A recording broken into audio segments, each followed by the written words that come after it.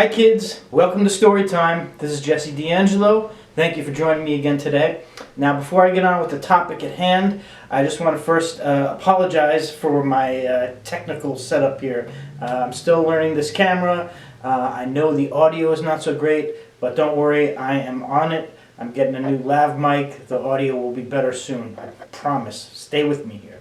Alright, now on to, Kiss decided to join us today. She's been wanting to be in an episode. Here she is. She's been wanting to say hi, Kiss. Hello! What's up? How you guys doing? You doing okay? Good. Yeah, she's a little camera hog, and she wanted to be a part of the episode, so I said, oh, alright, I'll try to get you in. I love you, babe. Fuck off. Anyway, so we're here to talk about suspension of disbelief. What is suspension of disbelief, you ask?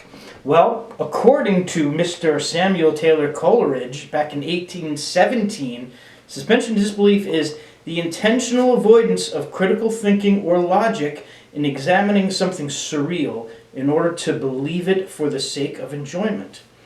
Right? Now, a lot of people talk about this, and especially true in movies, where they'll say, it's just a horror movie. It's just an action movie. Just turn off your brain. You know, why are you trying to look for logic in this? It's a big monster running around eating people. It's aliens coming down. It's little gremlins running around. Like, none of this makes sense.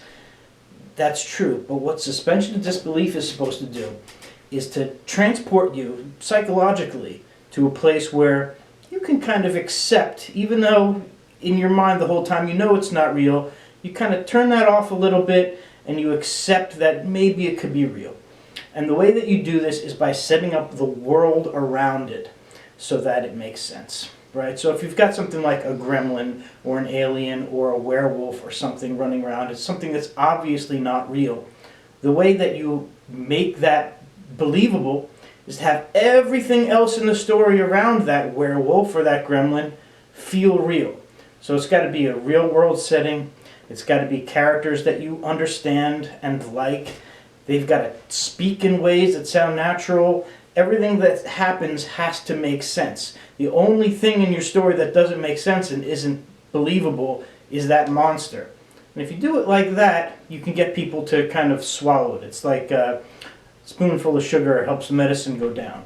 You know, you're trying to get somebody to swallow the fact that there's a monster running around in your story. Best way to do it is to have everything else around it be real. Now, Tolkien disagreed with suspension of disbelief. He talked about secondary belief. And let's see what he said about that. I wrote it down so that I didn't mess up the quote here. Secondary belief, inner consistency of reality. It must make sense and be true within the secondary reality of the fictional world. So, basically what I think Tolkien is talking about is that, you know, and critics of suspension of disbelief will say, well, you're not really going to completely suspend your disbelief. You're not going to believe entirely that this thing is real. You know you're watching a piece of artifice. You know you're watching a movie. You know you're reading a book. You know it's not true. So you can't really suspend it. But what they mean is suspend it within the framework of that world. You know, and Tolkien with, here's the other one. Tolkien with Middle-earth.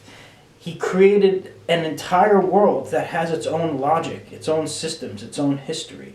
So even though it might be unbelievable, because of the way he sets it up, it makes the unbelievable feel believable. It makes you invest in it, right? So you're never really turning off your brain. You're never fully believing this lie that's being told to you that is fiction. What suspension of disbelief is aiming for is that you can kind of put that aside and enjoy it. Now, I personally don't like it when people say, oh, just turn off your brain and enjoy it. It's just a big, dumb summer blockbuster movie with monsters. It's just an action film. People like to minimize art by using the word just. It's just this. It's just that. We should, give it any respect. It's just fluff.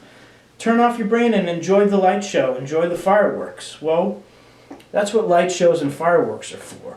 You know, if I just wanted to turn off my brain and enjoy prettiness, that's what I would do. But I'm reading a story. I'm reading a book. I'm watching a movie. I'm trying to get immersed in the narrative. Okay?